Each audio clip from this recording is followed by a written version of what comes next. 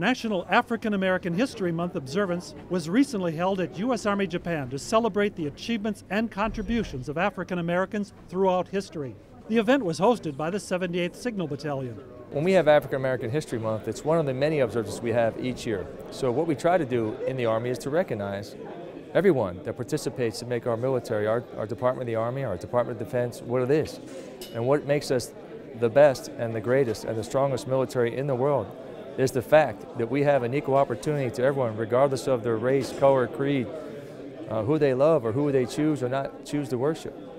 Two videos that featured the importance of having an education kicked off the event, which included the struggles that African Americans have faced and progress in their education. The keynote speakers were Colonel Andre R. Pippen, commander of U.S. Army Medical Department Activity Japan, and Miss Jewel Davis from Equal Employment Opportunity at U.S. Army Garrison Japan, who talked about their personal experiences and the importance of getting an education. The topic of my speech was do something. Everyone should take action, realize there's a crisis in not only black education, but also education in the United States.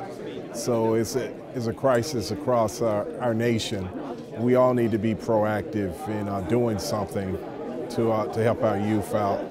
Today's speech, I was talking about the importance of how we communicate with our audience and who we communicate, the way we communicate with our students, our children, and each other about the crisis that exists in education. There's a lot of facets to determining, this is just one perspective of things that we can do, because I believe that all resolutions and all communications start with dialogue.